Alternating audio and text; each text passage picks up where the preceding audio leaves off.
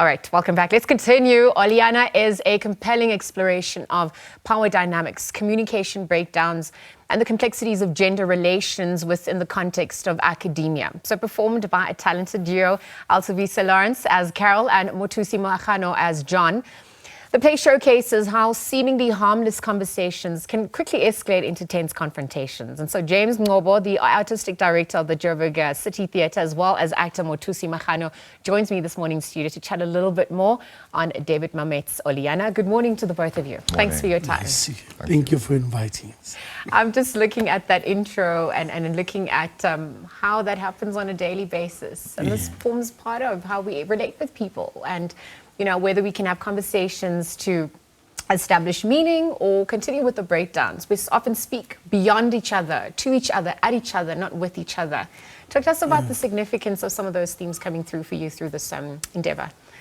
Who wants to start? All right, I'll start. You know, I tell you, there's a beautiful moment in the piece where there's a confrontation between the two characters, and she's about to storm out of his office, and she says to him, "Good day." And as she walks, he stops her. He says to her, "Nice day."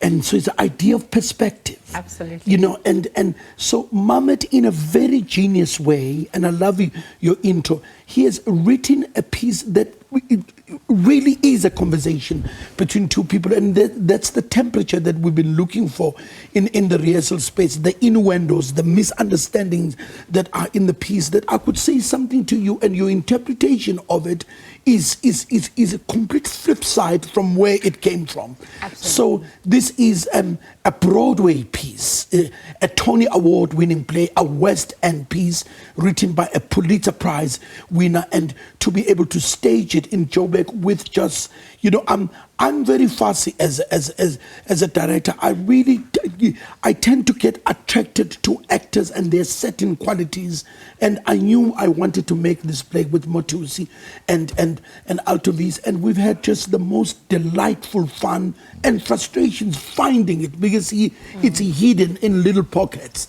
but it's been lovely. I can just imagine that process, because oftentimes we respond for the sake of responding and not understanding. And that happens oftentimes in life. There's challenging authority that also comes with self-reflection and having to look at your own authority and what that dynamic looks like for you, how that's projected in onto the world. How do you prepare for such a character as John?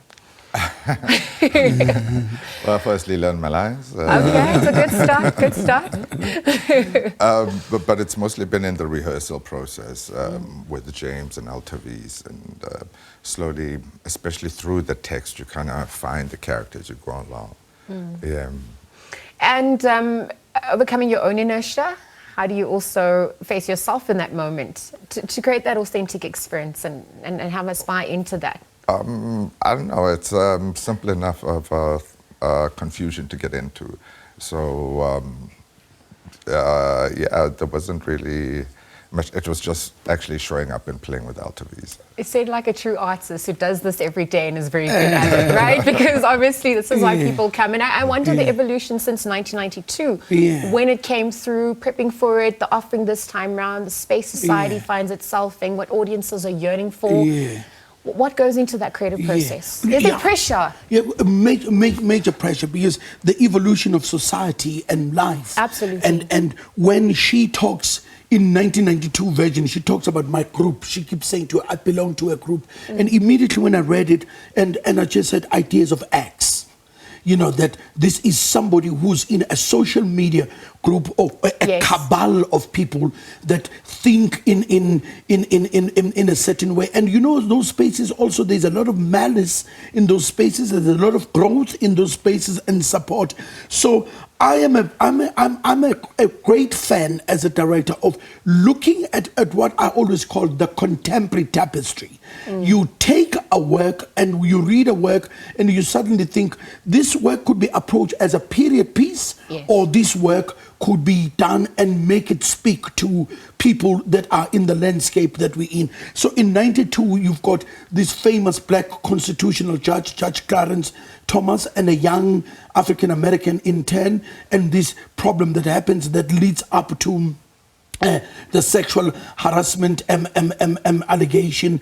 And what is quite interesting, a senator that was chosen to run that case was a vibrant senator called Joe Biden, who actually ran this case. And you look at it today, we are constantly reading in the space of academia how lines can get blurred, that a young, gullible student goes to the office of a professor, and this slowly leads up to an attraction. That is, and in preparing for it, I've been speaking to friends of mine who are at UJ, who are at VETS, who are at UCT, who are professors, and just talking about the temperature in that world. Can a male professor meet a young female student around 5:30 and all of them go, no, you don't, and with closed doors? So already the opening premise of the piece is that John just did something absolutely wrong with inviting her, but she comes with her own things. And last thing I want to say is David Mamet makes the audience watch the play like a jury. He says, whatever side you choose, you're wrong. So at the end, you don't know who's guilty.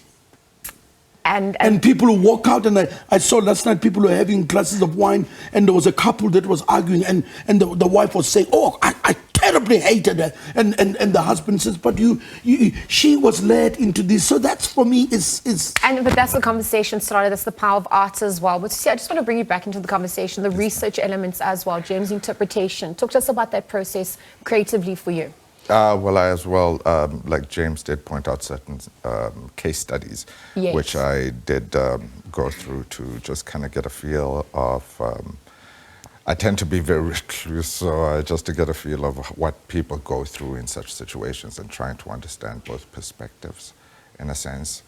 Yeah, and then essentially I put myself in the situation and say, what if it would happen to me, and moved on from there. What appreciation do you garner for humanity at large, the complexities of who we are, the fact that we're so versatile and nuanced at the same time? Yeah, well, I used to, growing up, I used to wish that I hope not to grow up in interesting times, but alas. What? What do you mean by that? I don't know, it's just everything's so complicated, and it's so, everyone's so sensitive, you know. A few years ago, you could just, like we were using an example when calling people in and say, hey guys, but some people get offended with something like that, you know, it's things like that. It's case in point. Yeah. Some people actually ask whether life is simple and we complicated. So there's also that conversation as well. Talk to us about the reception as well, what the feedback you've had to date. Standing ovations. People have been, you know, and what is lovely, we're getting such diverse audience. The other day we had quite a lot of young people who are studying. And so they are in institutions of higher learning. They are dissecting concepts, and they were sitting and they were going like this in the theater, and at some point they hate the character of the woman, but in young and old and different races, and it's just a work that has an amazing pertinence for now in this country. It speaks to absolutely everybody, and for me, I just love to challenge myself, challenge the theater, and challenge audiences. We need to bring in audiences to come and watch and watch works that we don't normally do. I mean, like a couple of months ago, I was here and I had an interview. We just done a production of for colored girls, which is playing in Moscow as we speak now. So to take a cast from South Africa and go in an international space, to not do a South African play, to take a work that is universal. Absolutely. So this, for me, I just love the idea that we create new South African work, but we take on universal works that are in the canon, and the training of actors in this country is on par with the world, and we're able to produce these plays and you experience them like you'd watch it in London. I know that it's a conversation starter for many more years to come. We're going to leave it there for now, though. Thank you to the both of you for joining us, and obviously urging everyone to go out and support Oleanna. It promises to be a thought-provoking exploration of power, censorship, and the blurred lines between mentorship and manipulation. Mothusi and James, of course, joining us this morning. Let's leave the conversation there and take a quick break. We'll be right back after this.